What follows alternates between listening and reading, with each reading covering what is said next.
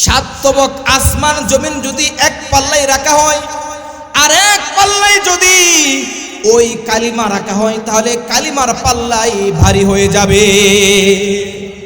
রমজান মাসে এক নাম্বার আমল কালিমায়ে তাইবা বেশি বেশি করে পড়া। দুই নাম্বার আমল নবীজি বলেন রমজান মাসে বেশি বেশি ইস্তেগফার করা। কি করা বলেন? আল্লাহর কাছে বেশি বেশি ক্ষমা চাওয়া, মাপ চাওয়া। কারণ রমজান মাসে আল্লাহ তাআলা দোয়া কবুল করে।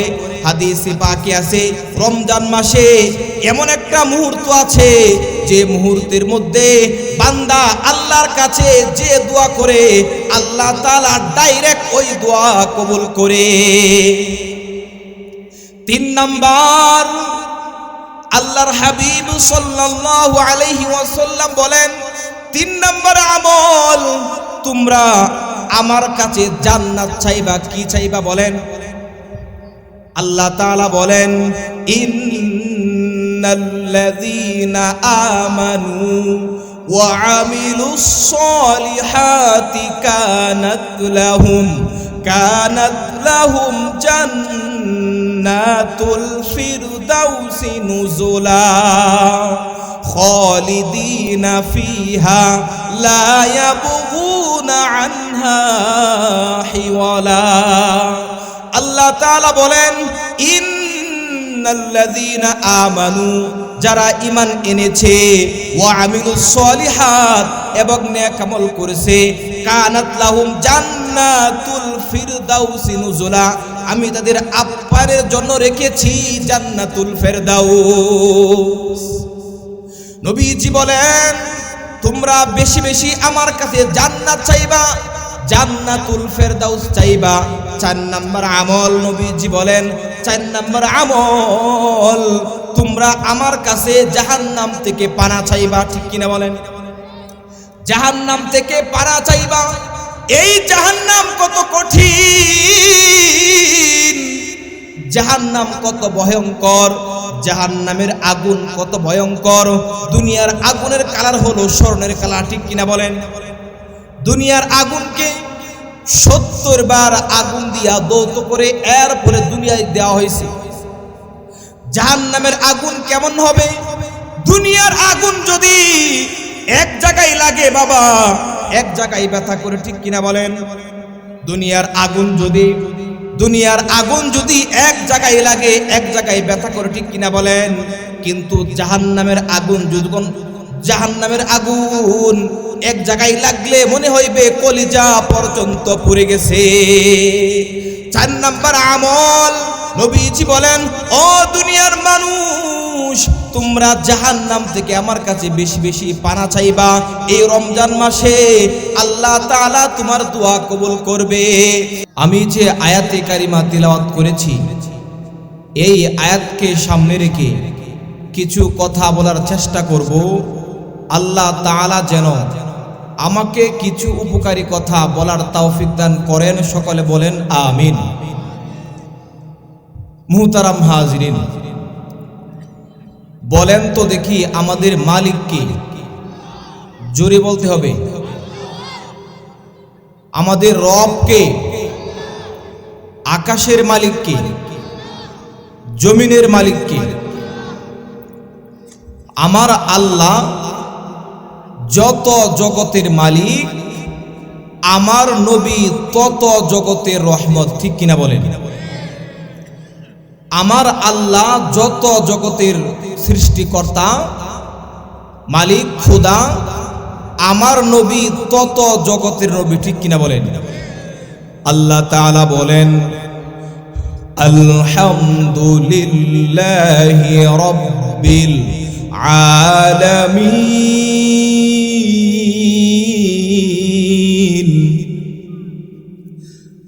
আল্লাহ তাআলা বলেন সমস্ত প্রশংসা আল্লাহ তাআলার জন্য যিনি জগৎ সমূহের প্রতিপালক। ঠিক কিনা বলেন? আল্লাহ তাআলা যত জগতের মালিক, আল্লাহ তাআলা যত জগতের রব, আমার নবী তত জগতের নবী। ঠিক কিনা বলেন? আমার নবী আকাশের নবী, ঠিক কিনা বলেন?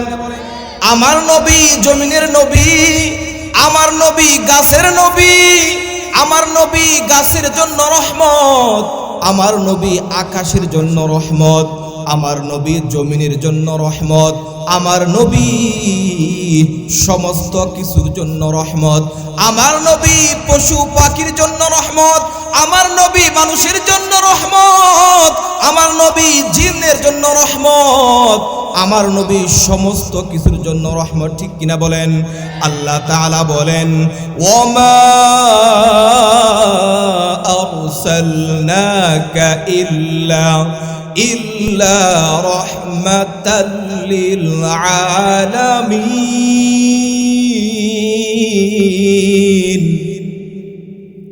আল্লাহ তাআলা বলেন, ও হাবিব, আপনাকে আমি জগৎ সমূহে রহমত স্বরূপ পাঠাইছি, ঠিক কিনা বলেন? আমার নবী জান্নাতের জন্য রহমত, ঠিক কিনা বলেন? আমার নবী জাহান্নামের জন্য রহমত, আমার নবী পশু পাখির জন্য রহমত, আমার নবী এতিমের জন্য রহমত, ঠিক কিনা বলেন? রাসূল কারীম সাল্লাল্লাহু আলাইহি ওয়াসাল্লাম ঈদের দিন ঈদের নামাজ পড়ে বাড়িতে যাইতেছেন, রাস্তার পাশে কয়েকজন বালক, কয়েকজন যুবক খেলাধুলা করতেছে। আরেকটা যুবক, আরেকটা শিশু বাচ্চা, নবীজি তাকায়া দেখে অনেকগুলো বালক, অনেকগুলো যুবক খেলাধুলা করতেছে, আর একটা শিশু, একটা সন্তান রাস্তার পাশে বসে কান্না করতেছে। নবীজি দেখে ওই ছোট্ট শিশুর কাছে গেছে, গিয়ে বলতেছে, বাবা, সকলেই খেলাধুলা করতেছে, তুমি কেন খেলাধুলা করো না, কান্না করতেছো, কারণ কি? এই কথা যখন নবী জিগাইল, ওই শিশু বাচ্চাটা দুইটা চোখের পানি ছেড়ে দিয়ে বলতেছে, হুজুর, আমি কেমন করে খেলবো? আমার তো গায়ে কোনো কাপড় নাই, আমার পরনে কোনো কাপড় নাই, আমি কেমন করে খেলবো? নবী জিগাইল, তোমার কাপড় নাই কেন? সন্তান বলে, হুজুর, আমার বাবা নাই, আমার মা দুনিয়ার মধ্যে বেঁচে নাই, আমাকে কাপড় কিনে কে দিবে? এই কথা যখন ওই ছোট্ট বালকটা বলল, নবীজির দয়া হয়ে গেছে। নবীজি ওই শিশু ইয়াতিম ছেলেটাকে কান্দে করে বাড়িতে নিয়ে গেছে। আল্লাহু আকবার। বাড়িতে গিয়া মা আয়েশা রাদিয়াল্লাহু তাআলা আনহাকে বলতেছে, ও আয়েশা, আজ থেকে এই বালক তোমার সন্তান, তোমার শিশু, তোমার সন্তান, আমি মুহাম্মদ এই সন্তানের পিতা। সুবহানাল্লাহ। আমার নবী ইয়াতিমের জন্য রহমত, আমার নবী মাসের জন্য রহমত, আমার নবী সমস্ত কিছুর জন্য রহমত, ঠিক কিনা বলেন? আমার নবী শত্রুর জন্য রহমত, ঠিক কিনা বলেন? আমার নবী শত্রুর জন্য রহমত। রাসূল কারীম সাল্লাল্লাহু আলাইহি ওয়াসাল্লাম যখন মক্কা বিজয় করলেন, মক্কা বিজয় করার পরে একজন বৃদ্ধা মহিলা মাথায় অনেক বড় বোঝা মাথায় নিয়ে কোথায় যেন চলে যায়। নবীজি দেখেন যে বৃদ্ধা মহিলাটা বোঝা নিতে কষ্ট হইতেছে। নবীজি জেগাইতেছে, মা, এত বড় বোঝা নিয়ে কোথায় যান? আপনার কি হয়েছে? ওই বৃদ্ধা মহিলা বলতেছে, বাবা, মক্কায় নাকি মুহাম্মদ নামে একজন জাদুকর এসেছে, তার ভয়ে আমি মক্কা ছেড়ে চলে যাইতেছি। নাউজুবিল্লাহ বলেন। নবীজি কিছু বলে নাই। নবীজি বলল, মা, বোঝা আপনার কষ্ট হইতেছে, এই বোঝাটা আমাকে দেন, আমি একটু নিয়ে দেই, আপনাকে একটু এগিয়ে দেই। এই বৃদ্ধা মহিলার বোঝা নবীর মাথায় নিয়ে নিছেন, নিয়ে ওই বৃদ্ধাকে যেখানে যাবে ওইখানে এগিয়ে দিলেন। ওইখানে যাওয়ার পরে ওই বৃদ্ধা মহিলা জেগেতেছে, বাবা, এত সুন্দর ব্যবহার তোমার, এত আচরণ তোমার, তোমাকে তো আমি চিনলাম না, তুমি কে, তোমার নাম কি? তখন নবীজি বলেন, মা, আপনি যার ভয়ে মক্কা ছেড়ে চলে যাইতেছেন, আমি হইলাম ওই মুহাম্মদ। আল্লাহু আকবার। এই কথা যখন নবী বলল, ওই বৃদ্ধা মহিলা দুইটা চোখের পানি ছেড়ে দিয়ে বলতেছে, বাবা, মক্কার মানুষ আমাকে বুঝাইছে তুই নাকি মানুষকে জাদু করে ফেলো, আমি তো তোমাকে জীবনে দেখি নাই। ও বাবা, আমার তো মনে হয় তোমার মতো ভালো মানুষ এই মক্কার জমিনে আর নাই। ও বাবা, এক্ষুনি আমাকে কালমা পড়ে মুসলমান বানায়া দাও। রহমাতুল লিল আলামিন নবী, কোরআনে প্রমাণ, আশেক বিনে কে বুঝিবে আমার দয়ার নবীর শান। ঠিক কিনা বলেন? উম্মত বিনে কে বুঝিবে আমার দয়ার নবীর শান। রহমাতুল লিল আলামিন নবী, রহমাতুল লিল আলামিন নবী, কোরআনে প্রমাণ, আশেক বিনে কে বুঝিবে আমার দয়ার নবীর শান। উম্মত বিনে কে বুঝিবে আমার দয়ার নবীর শান। নবী আমার মদিনারি বুলবুল, আমার আল্লাহ ভালোবেসে নামটি দিলেন হাবিবে রাসূল। আল্লাহু আকবার। নবী আমার মদিনারি বুলবুল, আমার আল্লাহ প্রেম করিয়া নামটি দিলেন মুহাম্মদ রাসূল। ওই নবীকে ভুল বুঝিলে, ওই নবীকে ভুল বুঝিলে থাকবে না ঈমান। আশেক বিনে কে বুঝিবে আমার দয়ার নবীর শান। উম্মত বিনে কে বুঝিবে আমার দয়ার নবীর শান। ও বাবাজি, আমার নবী সমস্ত কিছুর জন্য রহমত। ঠিক কিনা বলেন? আমার নবী পশু পাখির জন্য রহমত। ঠিক কিনা বলেন? একদিন নবী সাল্লাল্লাহু আলাইহি ওয়াসাল্লাম, আল্লাহর হাবিব, একদিন কোথায় সফরে যাইতেছেন, মরুভূমিতে যাইতেছেন। তখন হুজুরের কাছে একটা উট এসে উটটা নবীর পায়ের নিচে বসে গেছে। বসে গিয়া নবীজির পাশে ঝির ঝির করে উটটা কান্না করতেছে। আমার নবী পশু পাখির বাসা বুঝতো। ঠিক কিনা বলেন?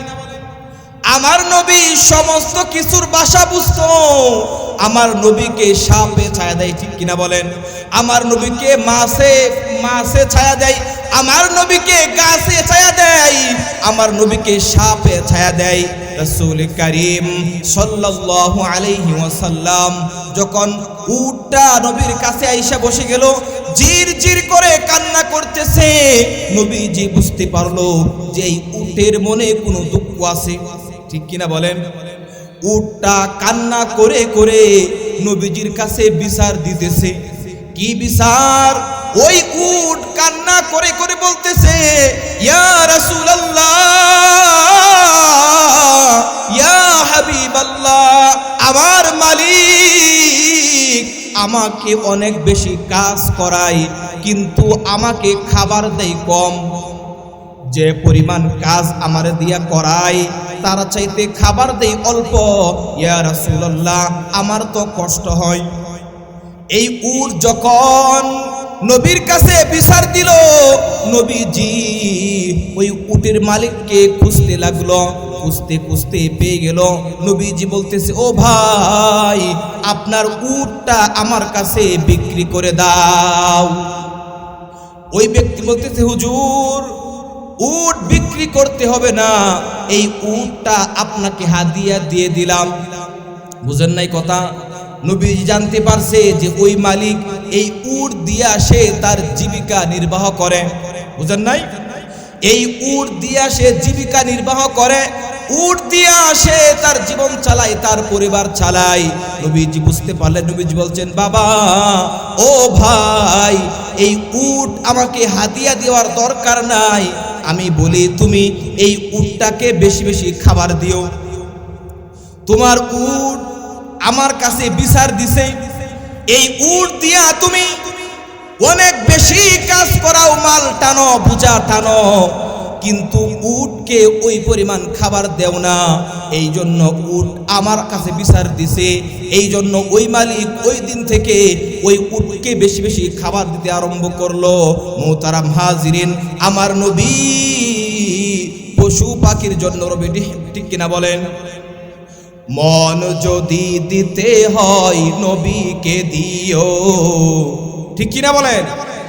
ভালো যদি বাসতে হয় নবীকে বেশো, মন যদি দিতে হয় নবীকে দিও, ভালো যদি বাসতে হয় নবীকে বেশো।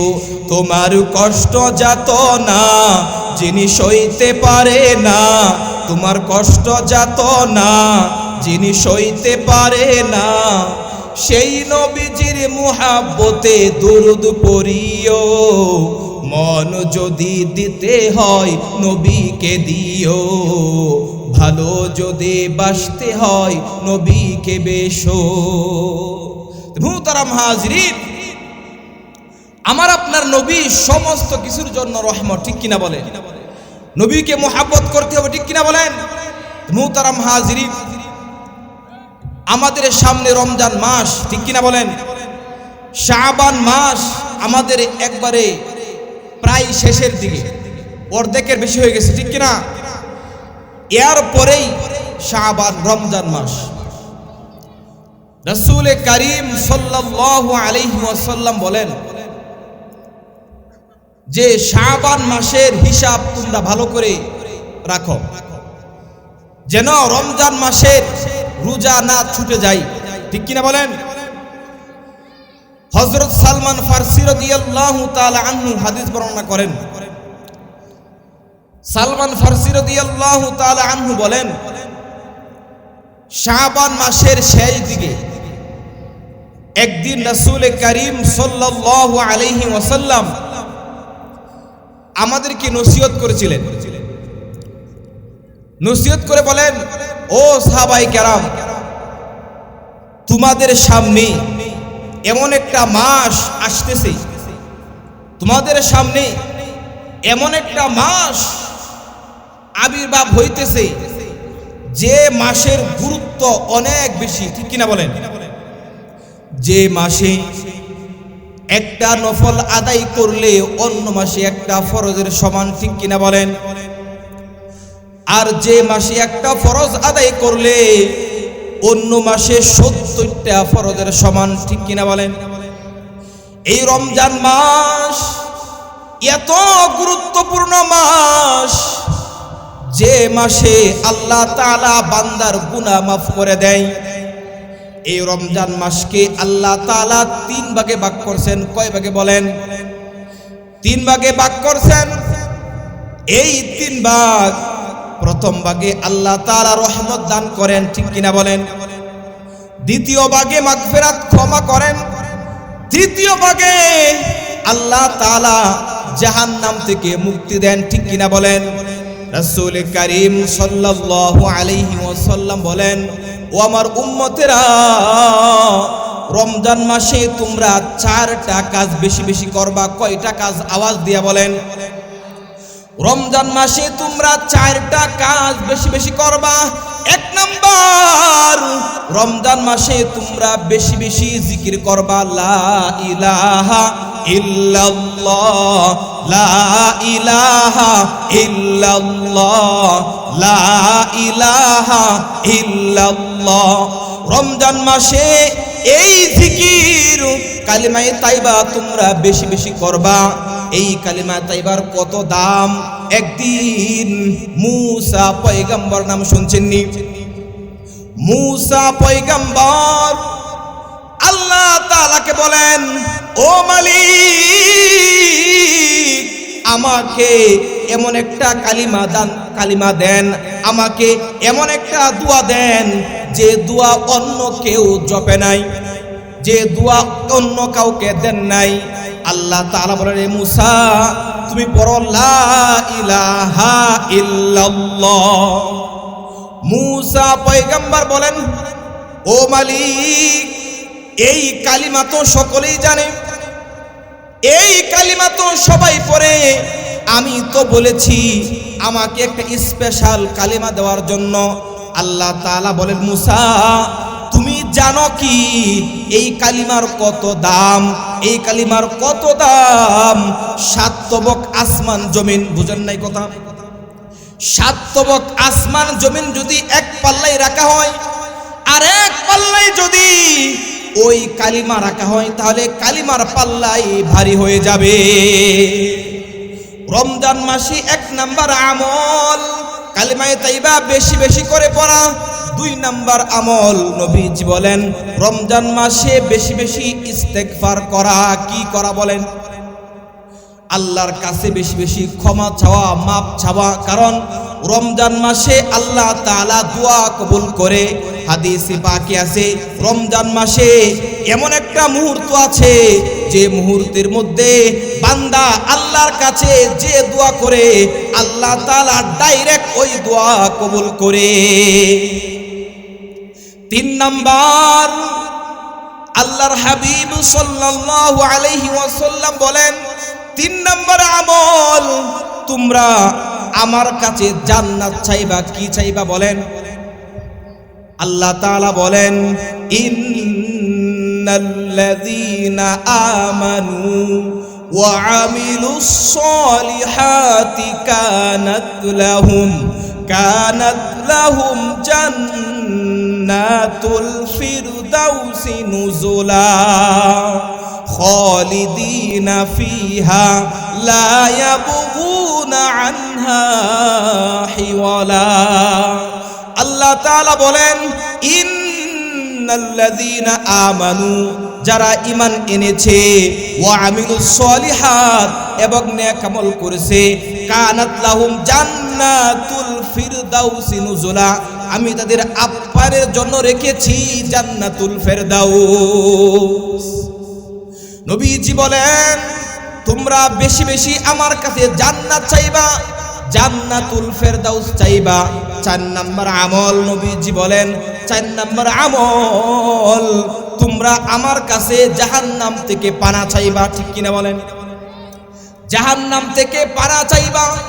এই জাহান্নাম কত কঠিন, জাহান্নাম কত ভয়ঙ্কর, জাহান্নামের আগুন কত ভয়ঙ্কর। দুনিয়ার আগুনের কালার হলো স্বর্ণের কালার। ঠিক কিনা বলেন? দুনিয়ার আগুনকে 70 বার আগুন দিয়া দৌত করে এরপরে দুনিয়ায় দেওয়া হয়েছে। জাহান্নামের আগুন কেমন হবে? দুনিয়ার আগুন যদি এক জায়গায় লাগে বাবা, এক জায়গায় ব্যথা করে। ঠিক কিনা বলেন? দুনিয়ার আগুন যদি এক জায়গায় লাগে, এক জায়গায় ব্যথা করে। ঠিক কিনা বলেন? কিন্তু জাহান্নামের আগুন এক জায়গায় লাগলে মনে হইবে কলিজা পর্যন্ত পুড়ে গেছে। 4 নাম্বার আমল নবীজি বলেন, ও দুনিয়ার মানুষ, তোমরা জাহান্নাম থেকে আমার কাছে বেশি বেশি পানা চাইবা। এই রমজান মাসে আল্লাহ তাআলা তোমার দোয়া কবুল করবে। মুহতারাম হাজিরিন, আরেক হাদিসে রাসূল কারীম সাল্লাল্লাহু আলাইহি ওয়াসাল্লাম বলেন, এই রমজান মাসে আমার উম্মতকে 5টা স্পেশাল জিনিস দেওয়া হয়েছে। আল্লাহু আকবার। যে জিনিস, যে নিয়ামত অন্য কোন নবীর উম্মতকে আল্লাহ তাআলা দেন নাই।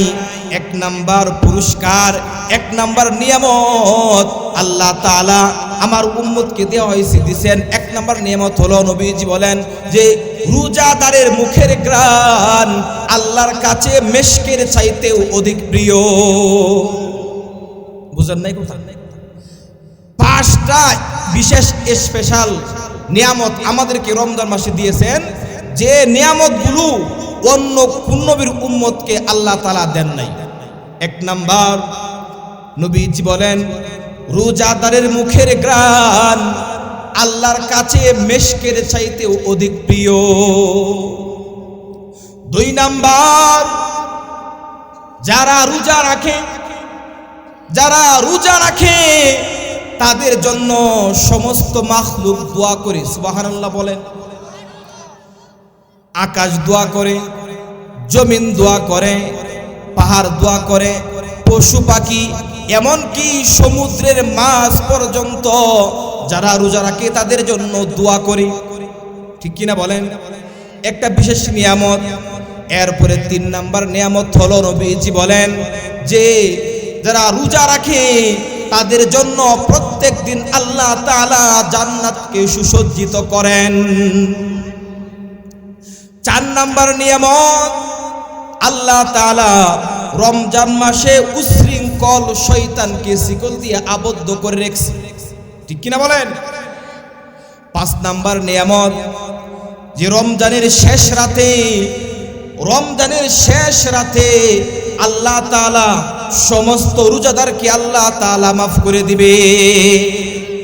মুহতারাম হাজিরিন, আমি যে আয়াত তিলাওয়াত করেছি, আল্লাহ তাআলা বলেন, ইয়া আইয়ুহাল্লাযীনা আমানু কুতিবা আলাইকুমুস সিয়ামু কামা কুতিবা আলাল্লাযীনা মিন ক্বাবলিকুম লাআল্লাকুম তাত্তাকুন।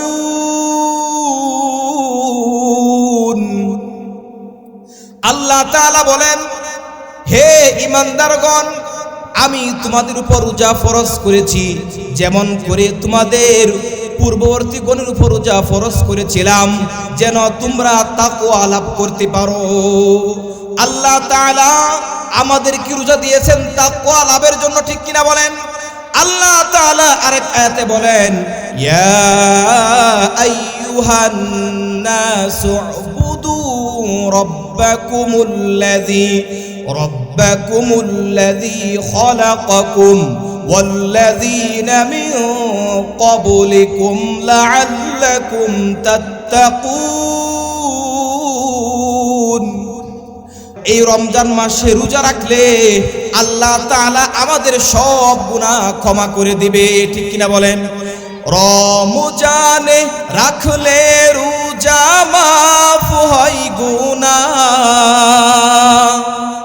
তবু কেন মুমিন রোজা রাখো না? ঠিক কিনা বলেন? রমজানে রাখলে রোজা মাফ হয় গুনাহ, তবু কেন মুমিন রোজা রাখো না? তবু কেন মুমিন রোজা রাখো না?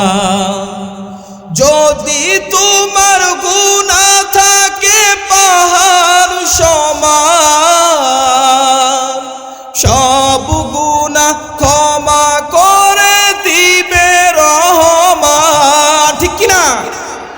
যদি তোমার গুনাহ থাকে পাহাড় সমান, সব গুনাহ ক্ষমা করে দিবে রহমান। রমজানে রাখলে রোজা মাফ হয় গুনাহ, তবু কেন মুমিন রোজা রাখো না? তবু কেন মুমিন রোজা রাখো না? মারহাবা বলেন। মুহতারাম হাজিরিন, আমার সময় শেষ হয়ে গেছে। আল্লাহ তাআলা আমাদের সবাইকে যেন রমজান মাসের সবগুলো রোজা সঠিক মতো রাখার তৌফিক দান করেন। সকলে বলেন আমিন। ওয়া আখিরু দাওয়ানা আনিল হামদুলিল্লাহি রাব্বিল আলামিন। আসসালামু আলাইকুম ওয়া রাহমাতুল্লাহি ওয়া বারাকাতুহু।